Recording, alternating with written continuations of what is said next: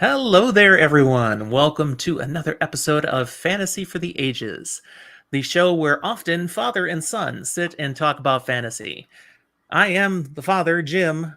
That is not the son, Zach, because we have a special guest with us today, Drew McCaffrey, our friend from the Inking Out Loud podcast. If you're longtime watchers, listeners, you've seen Drew here before, and we're thrilled he can be with us today. How you doing today, Drew? I'm doing okay. Thanks for having me back.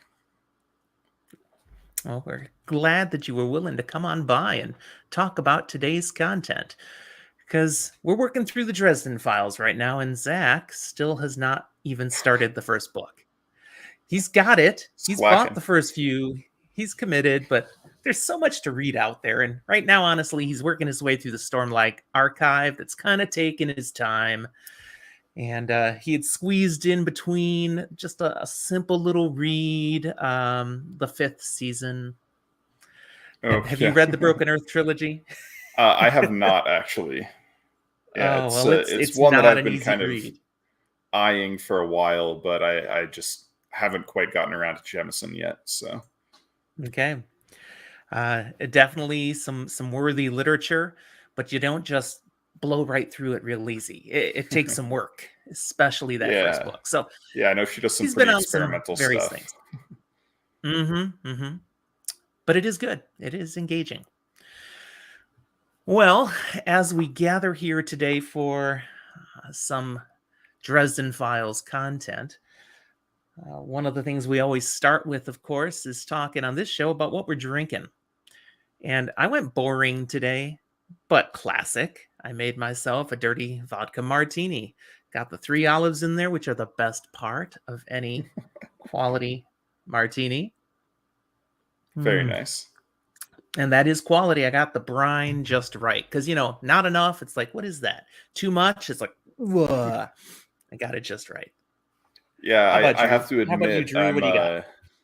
I'm not drinking any alcohol today. I've actually haven't had anything alcoholic for several months now, it's been interesting. I've lost a lot of weight to the surprise of nobody. Hey, that does help. That does.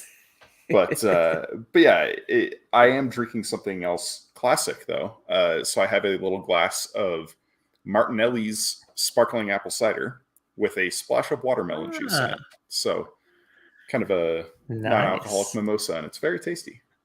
Very refreshing, I'd imagine. Which is what I need since it's 97 degrees here today.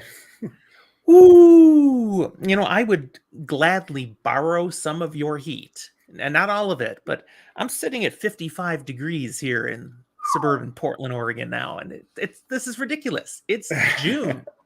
Come on. Yeah. We in Colorado we hit the crazy temperatures. This week we had a couple of days of like 99 over the weekend, and oof, man. And you don't really get a lot of that, do you? It doesn't get that hot usually because of the elevation. It actually does. Usually it waits till July, really? but we usually get about 2 months of like solid 90s, couple of 100-degree days mixed in there, sprinkled in. But yeah, started a little early this year. Yeah. You're reinforcing my decision to live in the Pacific Northwest. We don't get that much heat. I mean, we get a lot of 70s and 80s, which is just the sweet spot. We'll hit some 90s, but not many chained together. I mean, last summer, we had 3 days that were triple digits, 3 in a row. That set some records. And of course, my air conditioner broke on the 3rd day. Oh, no. Which is really sad. It's not like it gets a lot of workout out here, but all I ask of it is 3 days, and it can't even make that. So you had to get used to living like Harry Dresden with no electronics in the house. Pretty much. It was brutal there for that little bit.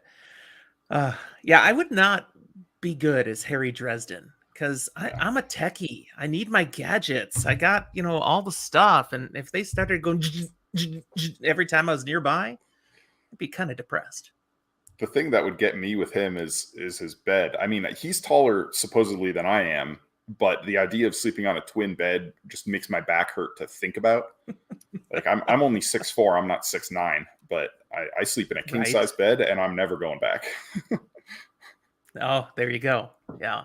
I'm just at 6 foot. A queen size works for me, but the first, goodness, almost the first 20 years of my marriage, we slept in just a full size bed.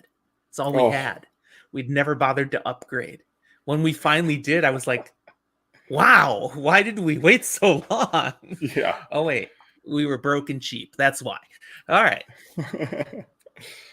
You get a little farther along, then you can upgrade. Yeah. Queen size is beautiful. King size, I can't find my wife anymore. Where are you when she runs away? Those are too big, uh, but each to their own. See, my wife chases me. We only use about a third of the king size bed. Well, see, that I wouldn't be a wake up problem then. in the middle of the night and I'm falling off, and she's coming after me, like trying to cuddle. I'm like, let me have my own Nice. space. uh, but yeah. So Yeah. Dresden Files, though. Well, before we jump into it, one last thing. We have you on here because you're another expert with literature and fantasy. I don't expert gets thrown around too much. You dabble in stuff a lot. You enjoy it just like we do. Um, Yeah, got to see you recently at Jordan Con, and we talked about Dresden Files a little bit. we That's did. partly how this one comes together here now with you on.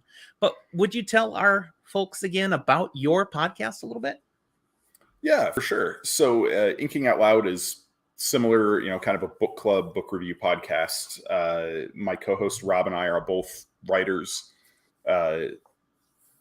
For myself, I'm a little more experienced, have a little more kind of publication history than Rob does, but because we both are writers and want to learn more about how to improve our craft, we're reviewing books and breaking them down from more of the writer's perspective, looking at things like narrative structure and writing style, prose, narrative techniques, tropes, things like that, which of course made the Dresden Files very interesting to review. We've gone through all 17 books currently published last year, and so that was a very entertaining time. I've enjoyed your podcast. I haven't listened to episodes on things that I plan to do. So I haven't listened to your Dresden Files episodes, but Oh, the interesting. ones that I have listened to are spectacular. I always enjoy listening Thank to you. your content. And I'm interested to see what you'll bring to this book review from your perspective, because I know it's different from mine. I'm just a fan. Yeah. I'm just going to talk about what I enjoyed and some of the things that I was like, ooh, that was good. And I think you'll bring something a little different there. Now, very likely. Yeah. I have a unique perspective on these books. Like, I feel like there aren't going to be a whole lot of people out there who've read all 17 of them and think the same way I do about them. So I think most people who have my experience with Dresden Files probably don't get in further than like the second book. So see, that's great. That makes it that much more entertaining that you decided to come on. This is going to be a good conversation. Yeah. So, spoiler clarification, you should not be listening to this episode, watching this episode if you haven't read through book 8, because we're going to spoil the heck out of it. But nothing beyond that. So if you're working your way through as you listen to these episodes, you're fine as long as you're through book 8. Now, I found this book really represented some significant changes for some key characters here. Pretty momentous. Harry's inner circle, these people he's connected with, Murphy and Thomas and Ebenezer, Michael.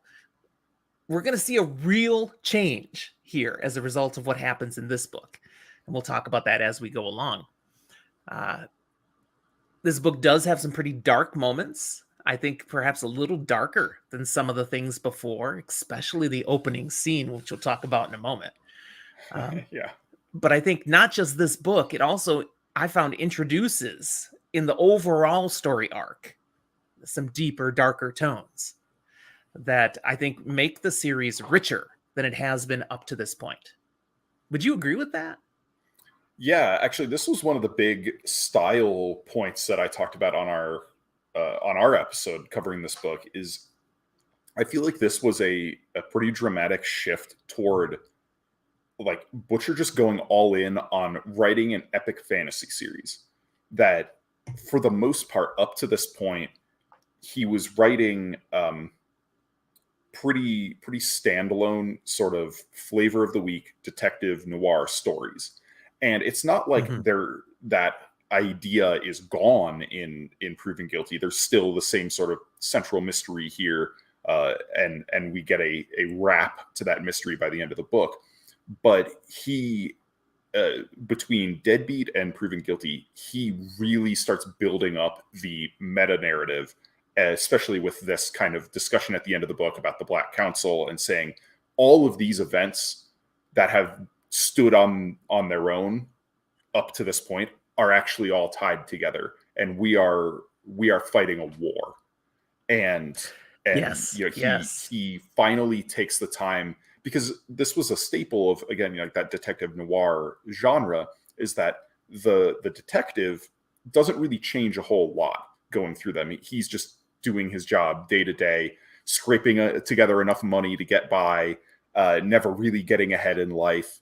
Always a new, you know, damsel in distress showing up on the doorstep at the beginning of each book. And we had that up to this point, but this book shows us I think the first substantial character development for Harry, where he starts changing as a person. I like how you mentioned that. We're seeing the bigger meta narrative. Great word. So I'm going to use it. Up until this point, it's been very episodic. Totally agree. Yeah. With little elements, more and more, that have been tying together, but still flavor of the week. And yet, here's the question I have for you. In this book, he really says, you know, okay, all these things that have been happening are signs that there's a big player in the background. There's something else moving and shaking here, and we haven't really seen who that is yet. We have some ideas, but we're not sure. And ooh, the intrigue is building up. So was this Jim Butcher's idea from the beginning, or even say from book 3 on? Or did he just decide when he got to this point and he's got this idea of where it's going now, that he just lumped all these things in together now? What do you think? I don't think he had this idea in mind when he wrote Stormfront and Full Moon. Maybe like Grave Peril, it would make sense because we get the vampire masquerade, and there's so much foreshadowed in that scene. Yeah, like that's the first scene where he tells you, look at the wider world that we could potentially explore in the future. You know, we get, if I'm remembering correctly, because it's been a long time, but aren't a couple of the players from Deadbeat present at the ball? Like Mavra is there. Yeah, Mavra, of course, vampire. but the necromancers, Kemmler's, was it like Cowell and Kumori were there or something like that? I feel like I'd have to go back and look talking, now. Yeah, I feel like they were that talking didn't trigger to for me. Bianca at one point, but Okay. but yeah, like that's a scene that tells me at that point he was writing with a future story goal in mind. But the first two stories just feel so self-contained. And I know Stormfront he wrote for a college writing class, a writing workshop. I don't think he had like a 25 book epic fantasy in mind when he was getting into that. But once that switch kind of flipped in his head, he took it and ran with it. Agreed. Okay. So let's talk about some of these points in this story, what happens and where we go with it. You know, this one picks up a year after Deadbeat in Showtime. Opening scene shows right away we're going a new direction with the Dresden Files here, as we get to see the execution of a teenager, young boy. I don't think we can get an exact age, but, you know, he's like 17, 18, something like that. Who's been off doing black magic, and he broke the laws of magic, and there's one punishment for breaking the laws of magic. Now, we knew there's a punishment for breaking the laws of magic because right in book 1 in Stormfront, we knew that Harry was under the doom of Damocles for what he had perhaps done in the past. But here we get to see, well, if you don't end up on probation, this is what happens to you right there. Yeah. Whew. And it was pretty clear also established right there. Harry's not on the same page. I mean, he's there because he has to be, but he is not on the same page with the Merlin. Even with Ebenezer. I actually had a little bit of a problem with this scene. It makes sense. He needed to have a scene like this at the beginning of the book to set Harry down this path for dealing with Molly and dealing with the internal struggle that will result from Molly using black magic. But I had a really hard time sympathizing at all with Harry's point of view in this scene. You know, when he's arguing with the Merlin, he's like, he was a kid. We all have been. He made a mistake. We've all done that too. Except the page before, you find out this kid killed 13 people. Like, that's not just making a mistake. You know, like the death penalty is more than justified for a mass murderer. You know, and so Harry defending him there, I feel like Butcher made a little bit of an authorial gaffe that he should have had the kid, yes, use black magic, but not kill anybody. Do something more like Molly did, where the death penalty feels to us excessive, the way it feels excessive to Harry. See, I see Harry's point here in that he's trying to make the point that if somebody doesn't even know the laws exist, if nobody's been there for them to teach them, to help them, can we really hold them to the same standard? Can we really hold them accountable in the same way? Or should there be some middle ground?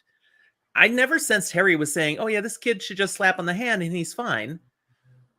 But does he really have to die when, you know, and Harry is placing himself in this kid's shoes. Because saying, Harry did. I could have been this kid. Yeah, he did kill somebody. He didn't kill 13 people, but he killed one person. And yet he had people step in. He had Ebenezer step in, you know, and show him a different way. This kid's had nobody. So Harry, I think, is seeing, I could have been this kid. So come on. Do we have to just off with their heads? Yeah. Yeah. It's an interesting thing. And as you say, it sets up for later in the story in a way that is definitely necessary. Yeah, the really compelling story. Yeah. Early on here, we get a bunch of updates on where the story has come so far. You know, so we learn, okay, what's up with the Red Court vampires and the war?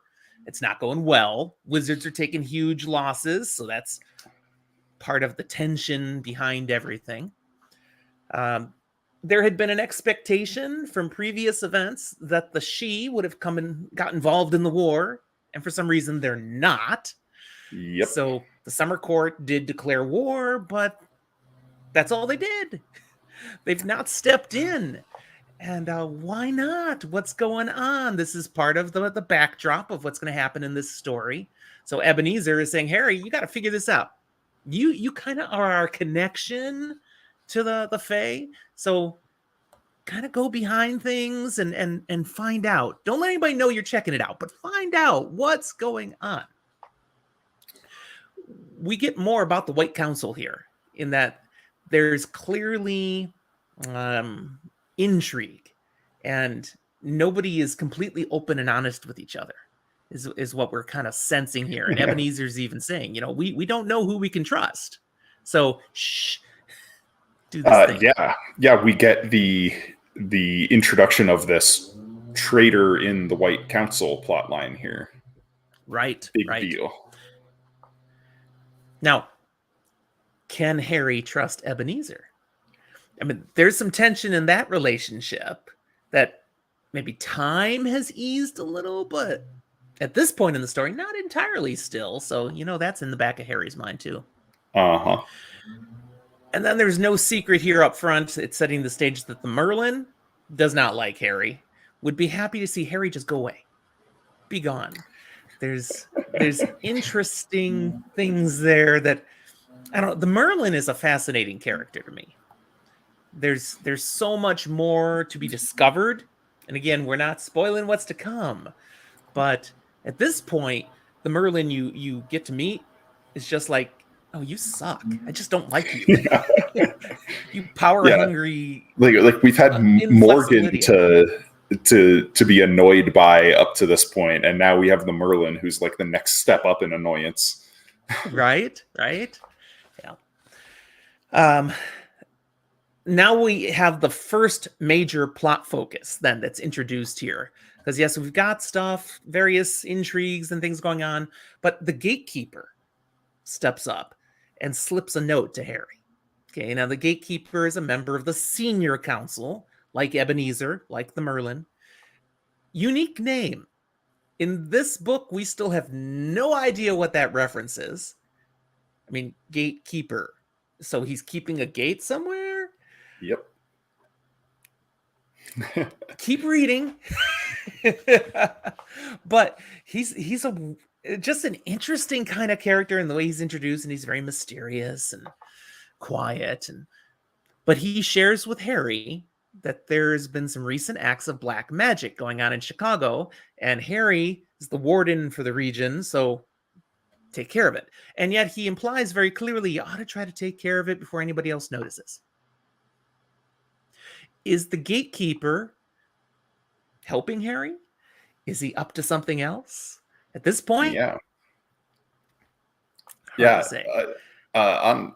I left this book. Obviously, I'm not going to talk about anything in the future, but I left this book convinced that the gatekeeper was the traitor in the White Council. There are possible signs here. Yeah. He knows things he shouldn't know. He's acting mysteriously behind things. Yeah, he's kind of playing in the shadows. And you know, this comes on the heels of a scene in which Harry was outright kind of like trying to defy the White Council, and then here he's slipping in and trying to help Harry out. And right, you know, and yet to jump to the end of the book, it's hard to hold on to that feeling about the gatekeeper when he really comes through at the end with that stalling tactic that basically saves Molly. Mm-hmm. So unless he thinks that he's like, oh, well, she's the one using black magic. Got to keep her around. Point. All right. Continuing the story further, we jump into a little bit of update on Lashiel. That whole fallen angel imprint on Harry's mind. How that happened. Stupid and noble at the same time. You know, that Nicodemus tosses that coin out a few books back, and Harry grabs it before little Harry could touch it and such. But we get the understanding here that there's a relationship going on that's been going on for months and months now. Harry has come in some way to a détente with Lashiel. You know, no, I'm not digging up the coin, but I'll talk to you sometimes. So when I invite you in, I'll use your knowledge.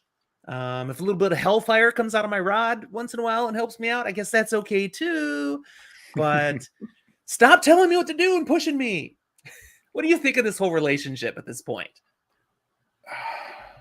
I'm trying really hard to remember exactly where it's at, so I don't go into spoilers. Yeah, because please, yeah.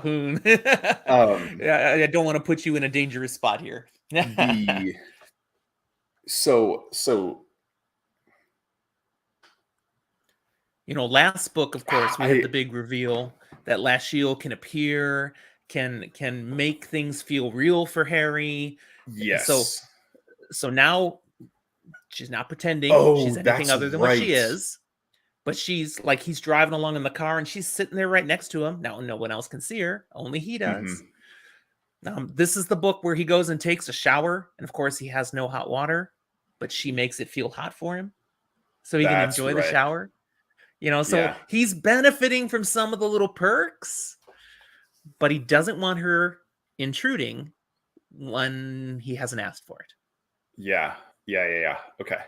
That's right. I totally forgot about Yeah. that whole plot line in Deadbeat where she's like the shopkeeper, the assistant shopkeeper, and he Yeah, and it goes was like, almost an anagram of Lashiel. It was yeah, Sheila. It was uh, Sheila.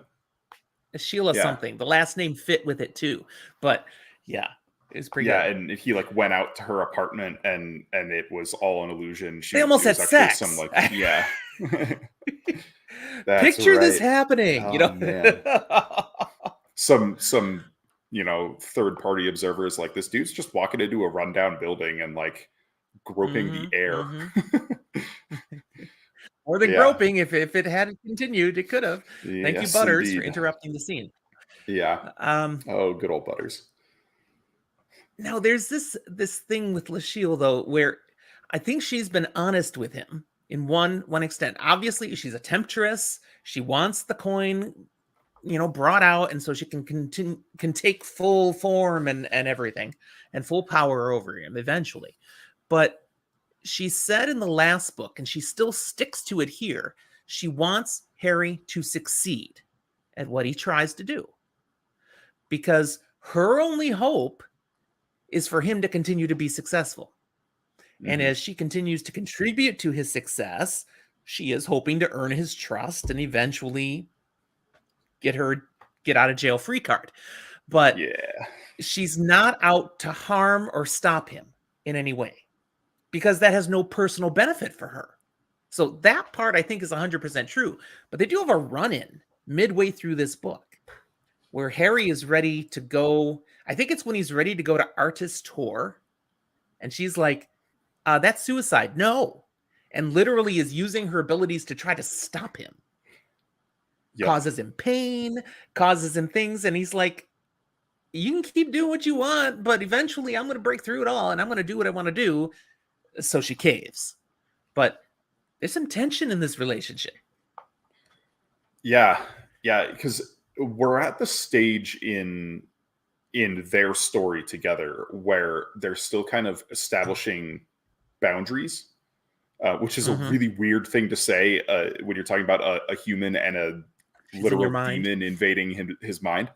But that is the reality, is they're establishing boundaries and kind of feeling each other out in terms of how they can be manipulated or dealt with. And this is a big point for Harry, kind of putting his foot down.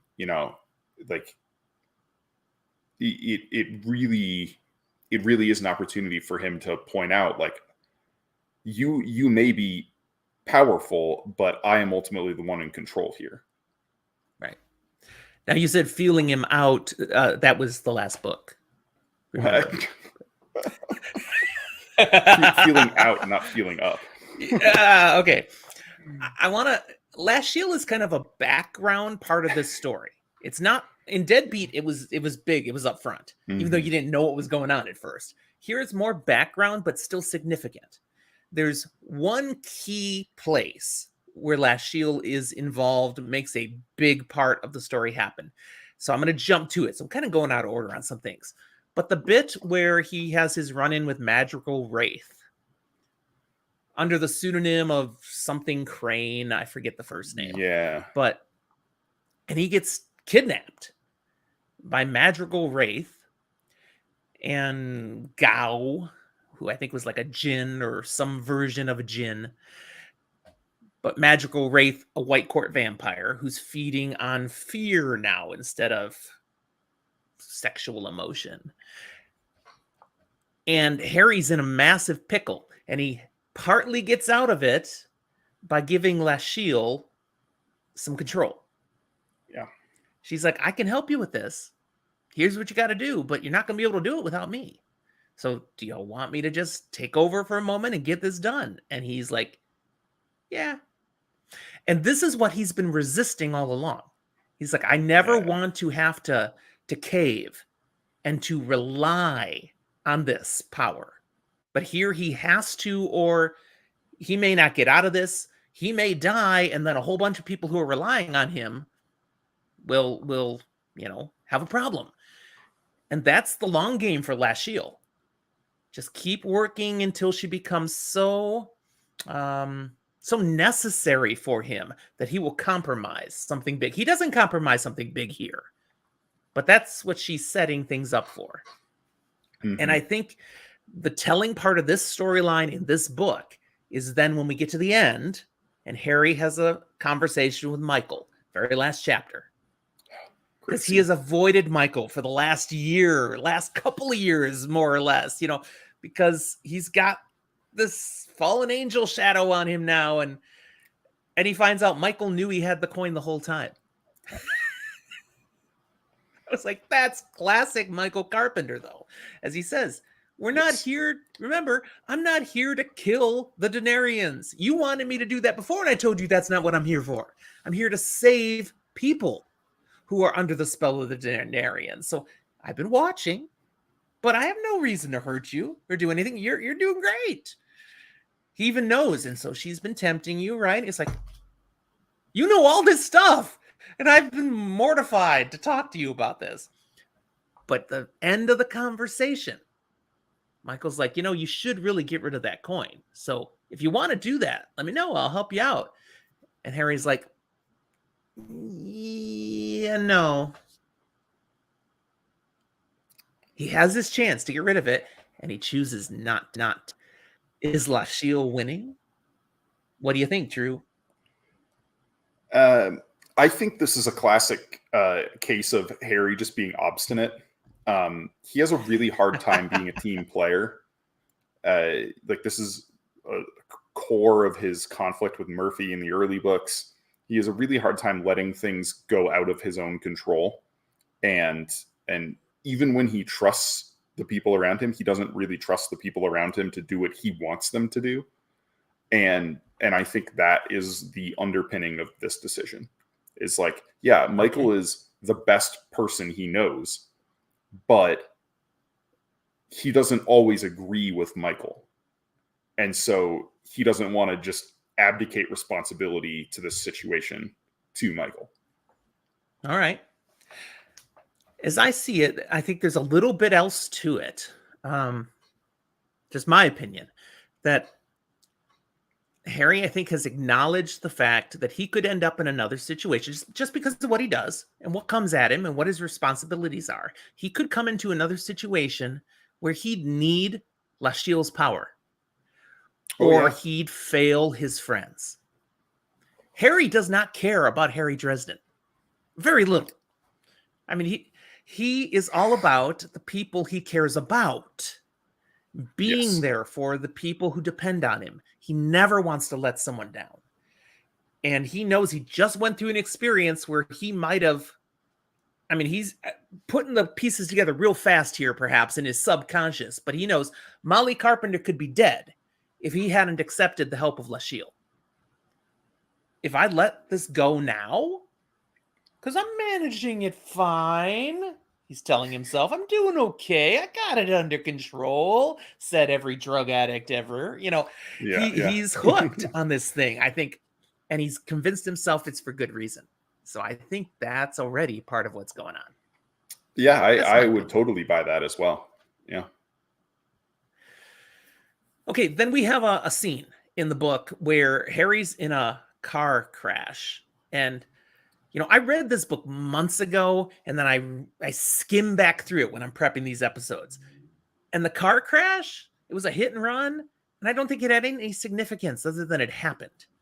I didn't look at it long enough to see, was there some deep plot to the car crash? I don't think there was. I think he was just talking to this fantasy angel next to him and wasn't paying enough attention.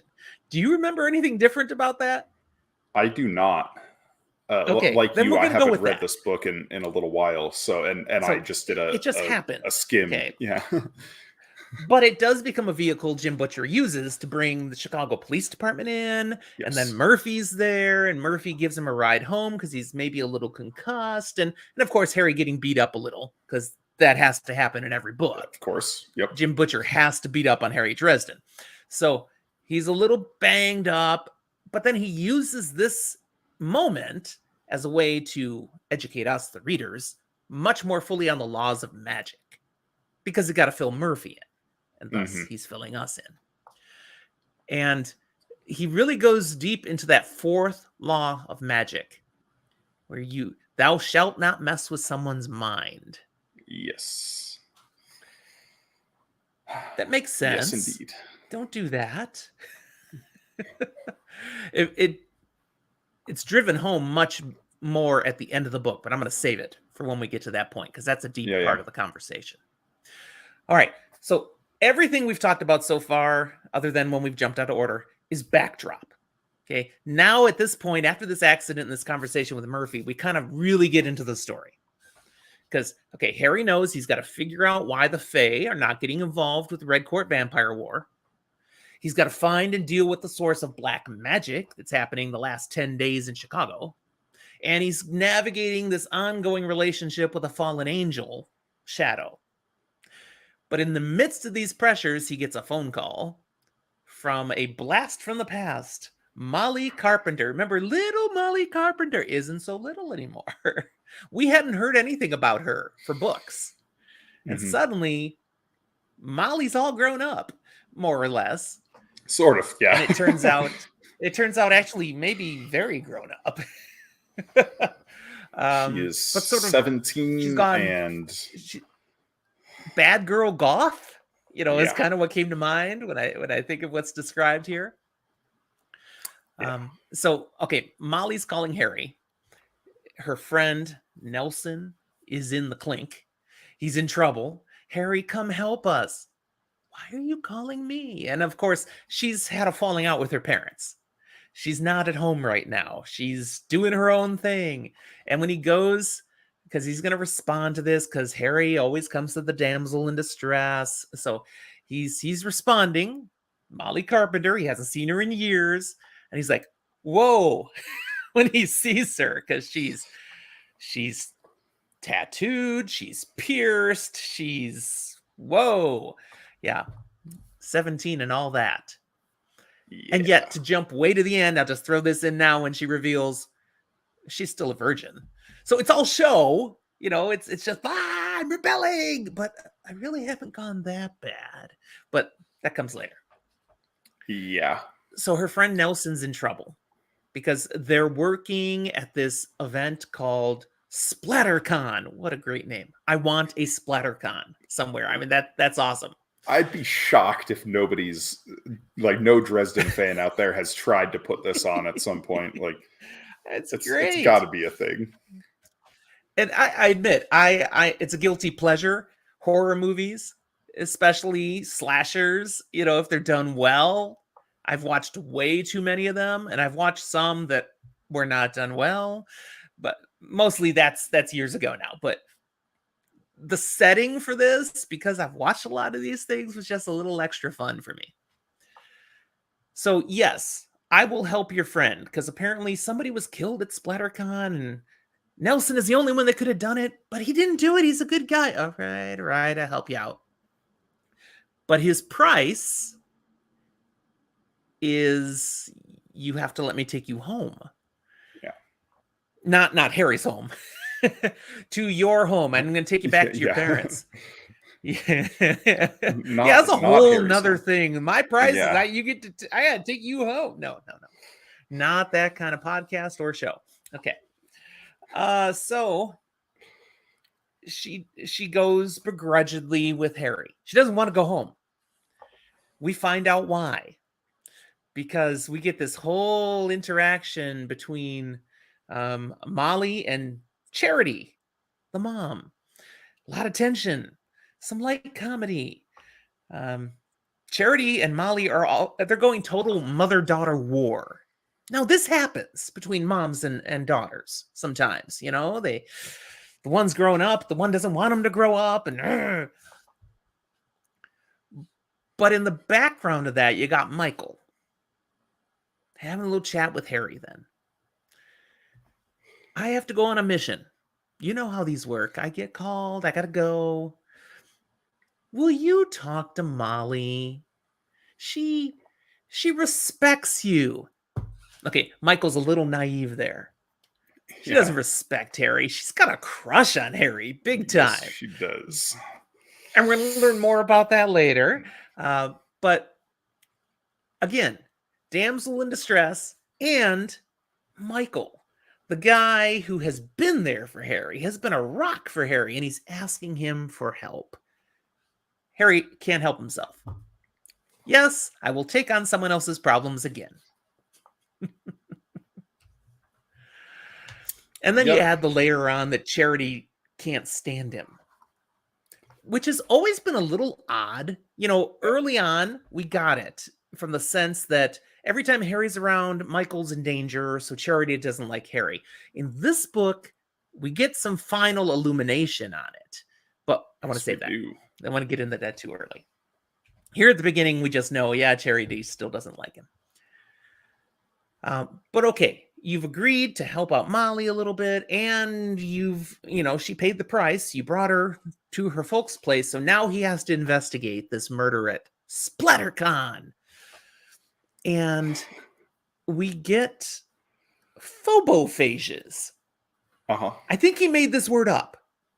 I've never heard of a phobophage anywhere else in the mythology or anything. Have you? Yeah, I have not. I mean, it's a, like, I guess it's not a wholly made up word in that, I mean, phobo means one thing, phage means something, but slap them together, I think that was a new use. Yeah, agreed. Yeah. So we learn there's these things appearing at SplatterCon, phobophages. They're from the Never Never. They're a form of fae, and they feed off fear. And so they come and they generate fear, and yummy. And at a horror festival, okay. Now, to be honest, at a horror festival was probably not the best place. This is a side tangent. Yeah. People who go to horror festivals don't get scared easily. They're into that. They're jaded to this stuff, but nevertheless, these phobophages are not easy to deal with. I enjoyed seeing all these various creatures that show up because I'm like, I've seen that movie. It's all made up movies in here, but they were tangents to things from actual horror flicks. Yeah, like except it's not one that was a straight off. It's not explicitly called a xenomorph, but it's a xenomorph from Aliens. Yeah. Yeah, totally. So you know exactly what's happening here, right? Yeah. So he's here. He sees what's happening. He's going to try to figure it out. There's some things that go on. He's interacting with Chicago PD. You throw in the FBI. Oh, and Murphy's ex-husband. And there's stuff. I don't want to talk about any of that. But there's extra layers. Honestly, this book has a ton of little intricacies that a lot of them are hooks that he ties into in future books. Yeah, and that's why I feel like this book is the demarcation when it turns into like full-blown epic fantasy, is because it stops being so self-contained. Now, the one thing that gets shoehorned in here that honestly I thought we almost could have skipped, except for the little bit that it does with the last Shield plot, is Madrigal Wraith, who just happens to be there because he's figured out as a White Court vampire how to feed on fear. But then he kidnaps Harry because he thinks he can make some money off him, basically. Yeah. I'm going to auction you off. You have lots of enemies.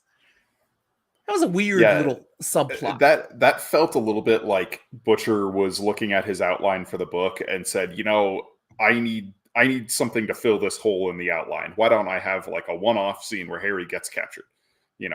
And I can use that to connect these two things and all right, now the whole thing gels together. Yeah, totally agree. Now, one thing that is introduced here is Officer Rollins. I don't think we'd met Officer Rollins before this book. No, I don't think so.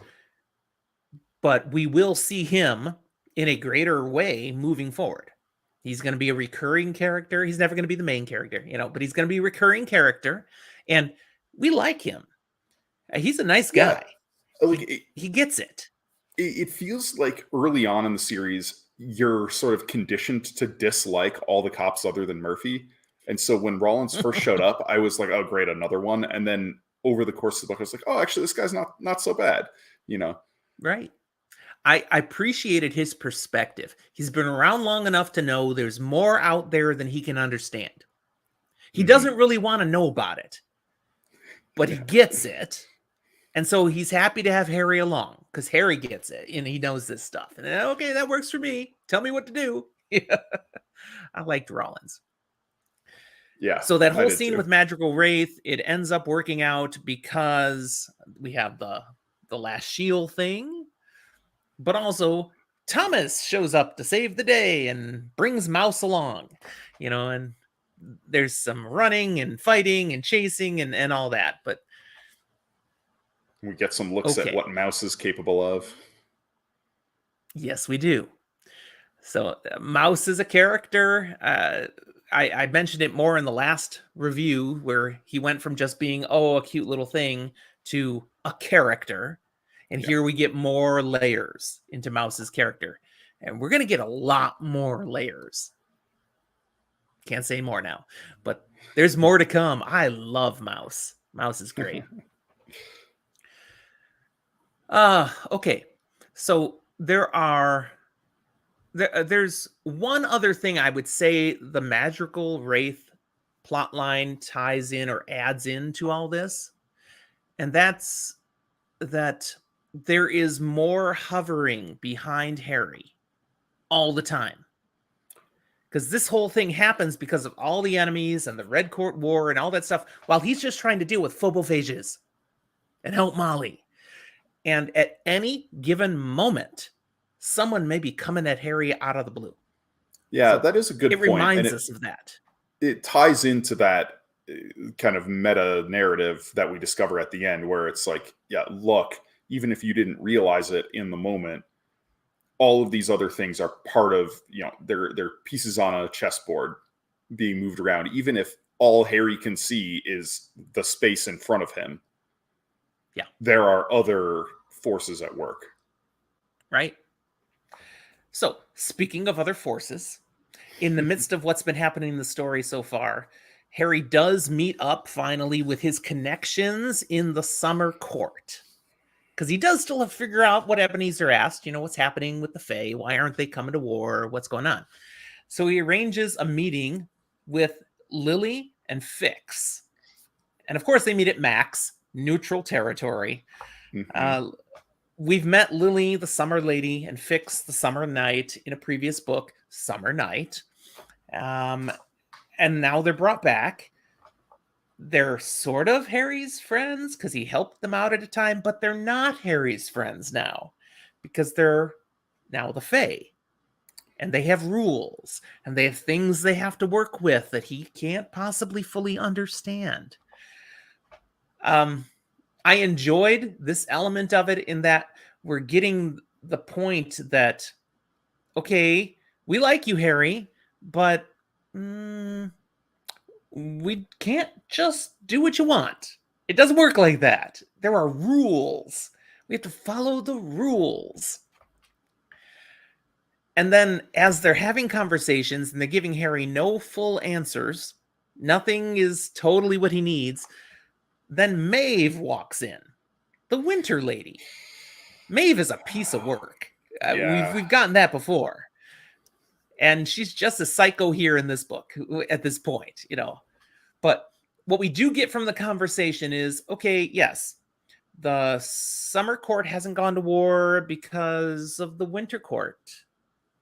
Because the Summer Court would like to help the Red Court would like to help the White Council against the Red Court vampires, but they have to watch their back from Winter because there's like constant friction between Winter and Summer Fae.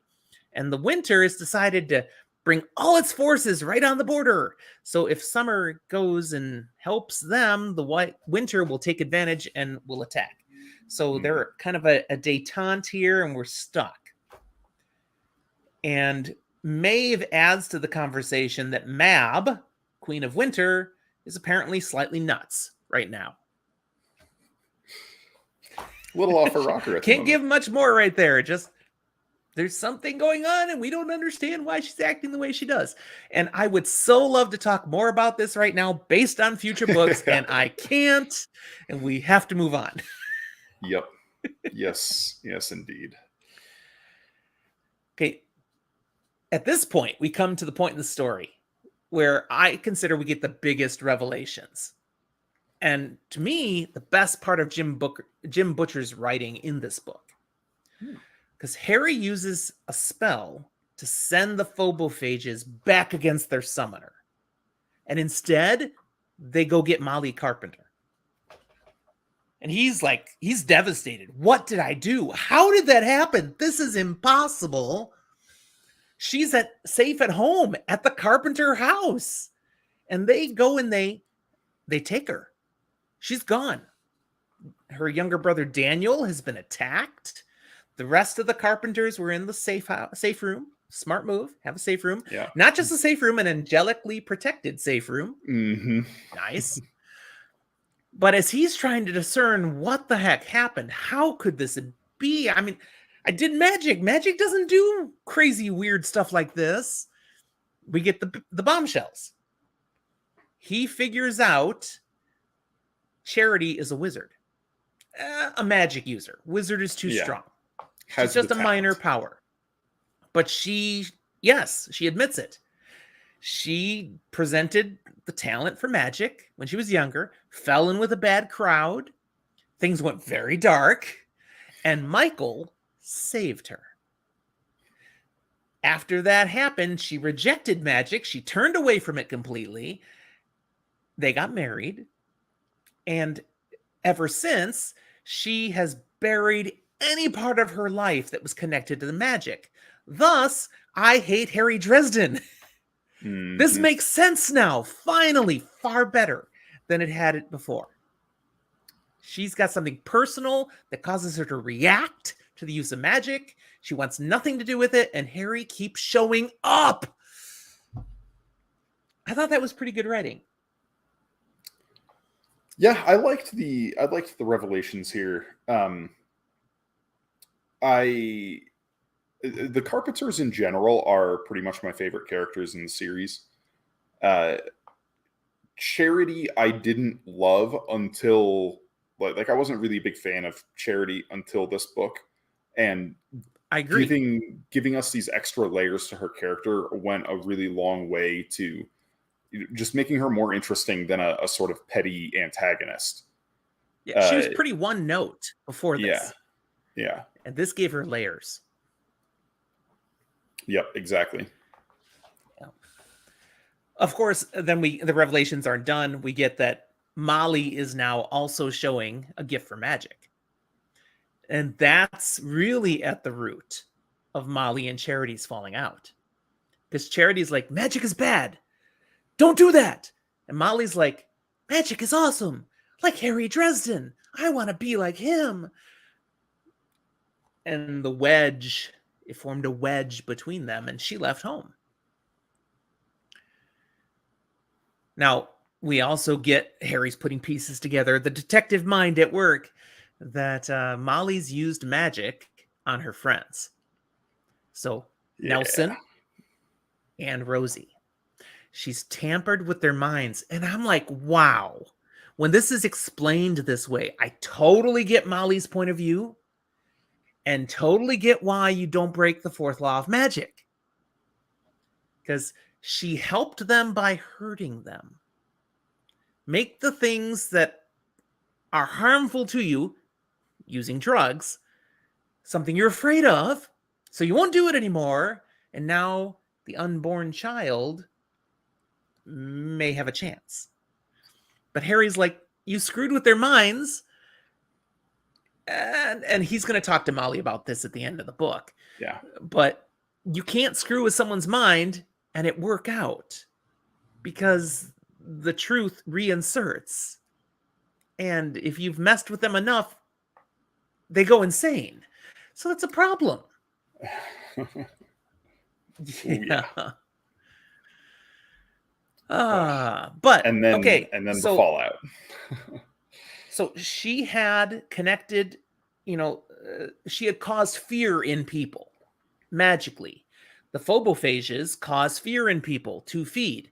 That connection, that kinship, is why they ended up going to her when Harry cast the spell. And, oh, goody, she looks fun. They take her to the Never Never. All right. So, crap.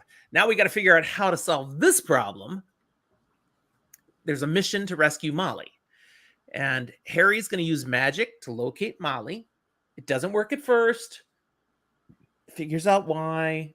Charity helps. Okay, fine. They get to a point where they know where they need to go to get to Molly. Mm-hmm. So they have to be in the right place where she crossed over into the Never Never. They figure this out, but Harry's like, dealing with all these phobophages, and they figured by now also the fetches. A fetch is a kind of fae that's also controlling the phobophages, but also can look like a phobophage. It's complicated. But they're going to have to go to try to get into the Never Never, and he figures these fetches with their phobophages will be guarding the space to make it hard to get to. So he needs some help. So he brings in his team. Okay, Harry and his team. We're going to go do this. So he calls in Murphy. He calls in Thomas. He doesn't call in Charity, but she's like, no, she's calling the audible. I'm here, buddy. Yeah. Deal with it. So, all right, here we go. We're going to go into this. And then he contacts Lily and Fix, the summer fae people who don't have any love for winter. So come help us out. And I thought this was really cool. They can't help Harry because they've been forbidden to help Harry by Mab. But they owe Harry. So Harry passes the debt over to Charity. Okay, they can help Charity. That's fine. It's a great workaround, and it makes sense in a fae sort of way. I totally got it. A very Aes Sedai sort of working your way around the rules. And of course, the Aes stick to the letter of the law. They come from the same mythological inspiration, the Aes She, and all that. So there you go, throwing some of that down in this episode. Thank you, sir. Yeah. So they do. They go in. It's like at a theater, and they go in and they deal with it. And there's a lot of attacking and stuff, but they get past it. Okay, boom. And we're gonna go into this place, and Harry's like, "Oh crap! It's Arctis Tor, which is like the Fort Knox of the Winter Court. This is the most central, protected place. So let's do it. We're gonna go in. We gotta go." But Lily and Fix can't help because no, you're going into Winter Court. We can't do that. But here, I'll give you a butterfly. Nice little bit. Butterfly. It'll guide you. Oh, it'll also keep you warded a little bit. You won't be so cold. Yeah. And in the end, it becomes the extra power that Harry needs. I'm jumping over a lot of stuff here, but long story short, they find Molly, and then they're going to get demolished. And suddenly the little butterfly lands on Harry, and Harry's like, "Oh, nice trick, Lily." And it turns into a whole little cache of summer power, and he zaps and destroys the main fetch, and they get away. But they have to get away really fast because he used summer power in the heart of winter, and everyone from winter is coming to kill him. Harry's kind of used to that sort of thing, but it's important to mention, in the spot they found Molly, they also find Lloyd Slate and Leananshi, his godmother. Okay, so Lloyd is crucified, but alive, clearly tortured, clearly near death. Mab has been paying out the price that was alluded to back in Summer Night, but it's so devious. Breaks him down, blinds him, tortures him to the edge of his life every day. And then takes him down, heals him, comforts him, cleans him, takes him to bed, and then crucifies him again every single day. Yeah. And he's still resisting. But when he sees Harry, he's like, "Oh, thank goodness, kill me." Because he still is Lloyd Slate. But this torture will continue until he is no one. Until it breaks him. It will break you.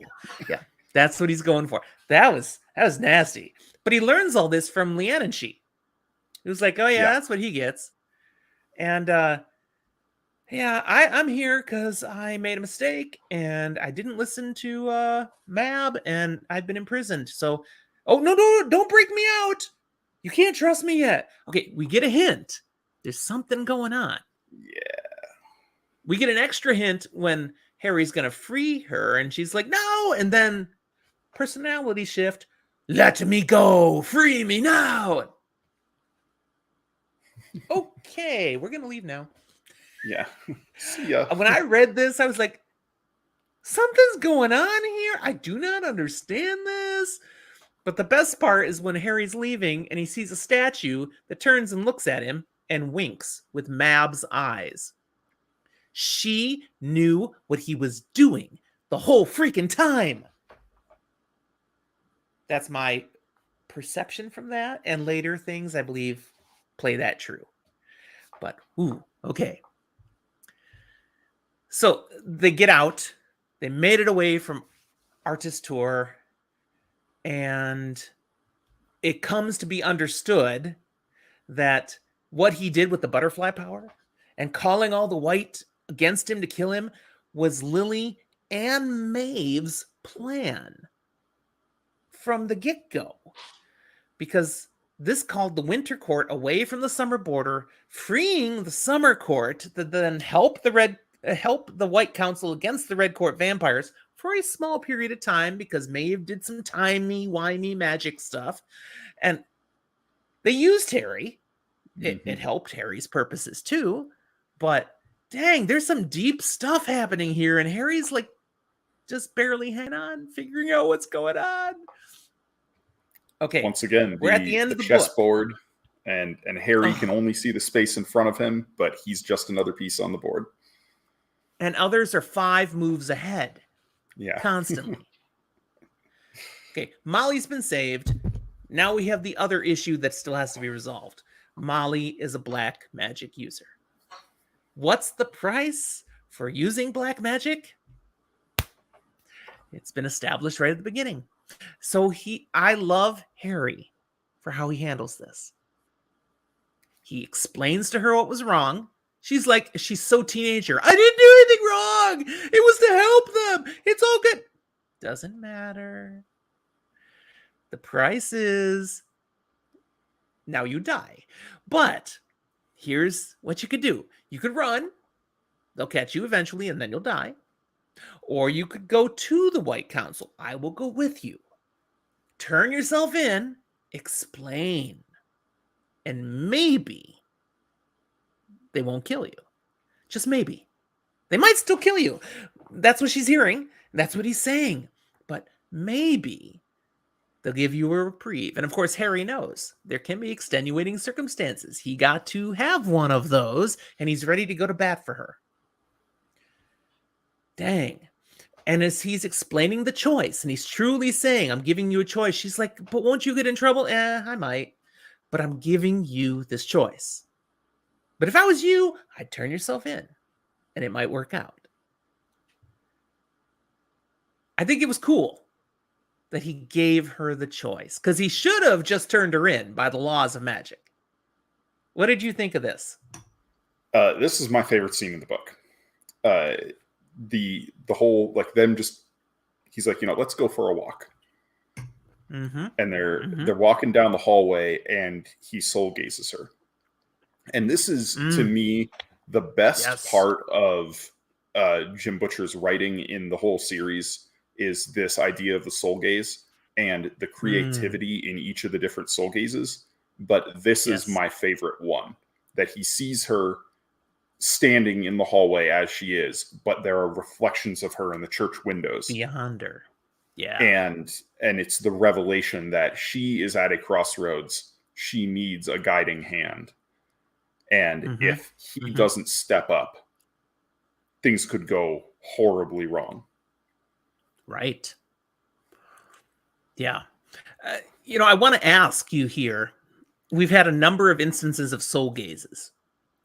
We never get to hear any revelation of what others Harry's see is. When they look at Harry. Yeah. Other than they're always like, oh, there's something. And we're only talking through book 8 at this point. But we've read through book 17. We still don't know. I'm just going to say it. We still don't know what people see fully. I feel like that's an absolute end game revelation that Butcher's keeping in his back pocket. Man. So, Yeah, it's significant in some way. I look forward to the revelation. We're not there yet. All right, so wrapping up the book, Molly agrees. I'm going to turn myself in. And she's got, I mean, part of what sways her is the understanding he will be there for her. And the likely outcome will be he'll vouch for her and she'll be assigned to him as his Padawan. wrong show. His apprentice. Okay. So he will then teach her, and she's like, oh, you know, I mean, that works for her, I think. So that's a swaying point. So they go and face the White Council.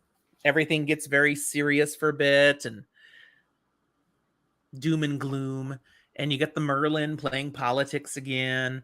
And we've had some stuff that's happened along the way, which has screwed things up. So you have the Merlin and a whole bunch of other people's votes that are now the Merlin's vote because they couldn't be here.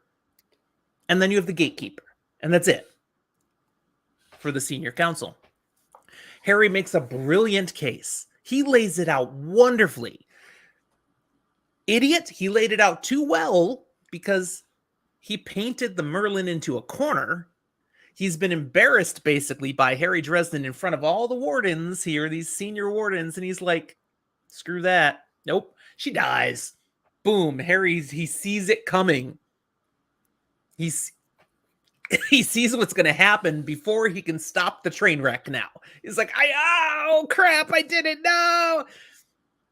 And then, brilliant move, we referenced it earlier. He's like, wait, point order. If the gatekeeper hasn't voted yet. And the Merlin's like, so? It won't change anything. The votes I have all the votes. She dies. I just ordered it. Nobody needs to vote. And the gatekeeper's like, I need some time. I must ponder this. It was great. And then in rolls Michael. That's right. There's like 5+ minutes show up, and suddenly, boom, we get a crowd of people. But the gatekeeper sensed it was happening. Now, does he have some prescience? We've sensed from explanation before, he may. He may have the ability to know what's coming before it comes. I want to wait and see. Maybe that's revealed more. But he seemed to know. He's not just stalling because Harry's stalling. I think he knows they're coming. And he's just bridging the time gap. And so, yes, we get Ebenezer. We got Listen to Wind. We've got Martha Liberty coming in from the Warden Training Center where the vampires had attacked. But Michael Carpenter showed up there and friggin' saved the day. Oh, yeah, he's Molly's dad. And now the Merlin's like, no, I'm paraphrasing. Oh, crap. Because he can't execute her now. They all vote. It's all quick and done. And she is now under the doom of Damocles as Harry's apprentice. That's the deal. Bam. Which is very full circle for Harry. This is where the series started. He had survived this, but was still kind of under this probation with Morgan out to kill him. And now Molly is under this. But we learned something about the Doom of Damocles here. Because if Molly fails, if she cheats on the laws, she will be executed like that, but so will Harry. He is responsible for her actions, which means Ebenezer took that same thing on when he took Harry as his apprentice. And I'm like, I think that hits for Harry a little bit. So the book ends with, okay, Harry's conversation with Michael. We've talked about that already. And a conversation between Ebenezer and Harry that is kind of healing, and they're on the same page now, and I'm proud of you, what you did. And then the whole naming of the Black Council, you know, that there's this background force and stuff. Pretty significant conversation there. But in between that is the Molly seduction attempt, which is just awesome. I saw it coming. So did Harry. It was the moment he dumps a pitcher of water, I burst out laughing as I read this book. Yeah, so did I. I get why this scene is really controversial in the Dresden fandom. Like, it's icky. A lot of this, a lot of the relationship that Molly has with Harry is icky. When Molly's much younger, and some of the language Harry uses to describe her is very uncomfortable. Like, if I never read the words training bra ever again, it will be too soon. But this was an important scene, not only for Harry's character development and Molly's character development, but I thought it was also important for Butcher as a writer that he wrote this the way it did. It doesn't come across as icky the way some of the earlier stuff does with her. It's a very sobering scene. It doesn't come across as gratuitous or really all that sexual. You know, it's played off as a joke and as a deadly serious thing. Like, look, this is the way our relationship is going to go. You're being immature. I'm not your father, but I am your like father figure at this point. You need to respect me and respect the boundaries between us. And yes, it's hilarious that he just dumped a bucket of ice water on her. And yet I thought Butcher wrote it still true to his style, in that he points out when she lets the brown robe fall and Harry notices the tattoo go from the neck goes all the way down to the navel, and piercings were confirmed in places that he never thought he'd have them confirmed. I mean, he's pointing still that, yeah, Harry's looking everywhere. Harry's still being Harry. However, he's being an upright man. I appreciated that. You know, we are not going to cross this boundary. So, well done, Harry Dresden. And Molly is mortified at this moment now, but that's the right move. Yeah, that's what she needed. Yep. All right. To wrap up our commentary here today, just some final thoughts. We always do when I do a review here. I didn't mention at all this thing that was introduced in this book, Little Chicago. Harry has built this, it's like, a modeling person, people who have hobbies, they build these little models. This is Model Central. This is Geekville. I mean, he's built this total tiny little thing, and yet it's impossible. Okay, what's described as impossible, an absolute replica of a section of Chicago.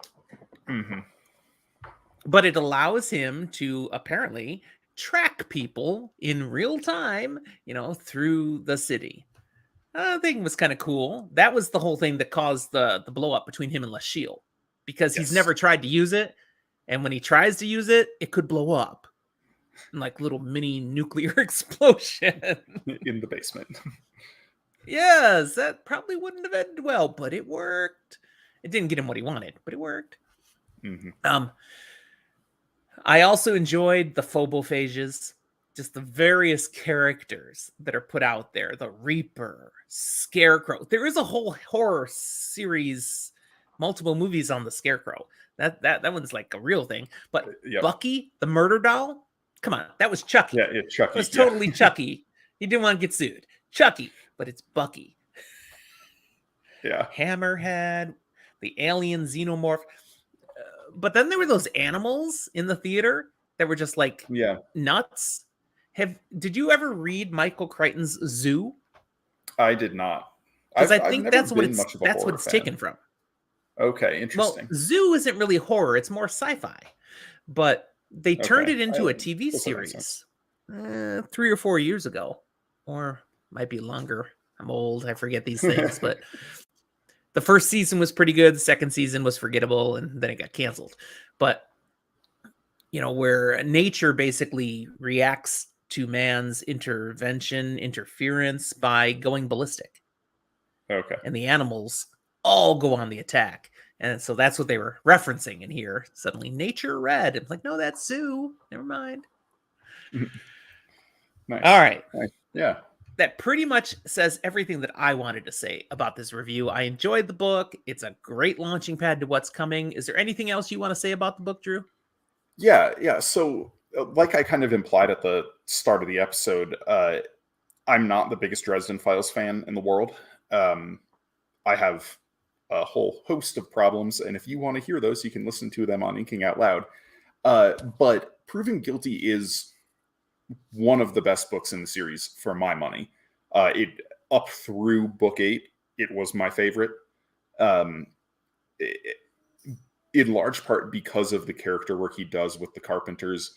Even though he only has Michael on screen for like 2 scenes, excellent stuff there. That final scene with Michael and Harry in the car is just so good. Everything with Molly's a wonderfully tragic, flawed character. Getting some depth added to Charity was sorely needed. Like he did a lot of really, really good things in this book. And many of them were almost in direct opposition to the issues I have in other books. Like that final scene with Molly, for instance. So yeah, I think this, I don't remember where I ended up putting this in my like final rankings out of them, but I'm pretty sure it was in my top 5. Like it's a very strong book. It is. It's strong. Yeah. Awesome. Thank you for being with us here, Drew, and for sharing all your thoughts on this book. And for surviving an episode on the Dresden Files when they are not your favorite books. Yeah. So I appreciate you that. bringing me on for one of the better ones. Well, I let you pick, so Yes. if you didn't like this one, it would have been your own fault. Yeah. No, it would have been a little different if I picked something like Blood Rights. Yeah, but again, it would have been hard for you because I've liked all the books, but I'm just fanboying on it. That is how it is. Sure. So I do want to thank everybody for being with us, listening, watching, and be sure to look at the show notes. You can find out how to find Drew from Inking Out Loud. There's a link right there. Go to it, check out his podcast. It's great stuff. And while you're at it, like the episode, give us a review. We appreciate anybody sharing the love. Thanks, everyone. We'll talk to you next time.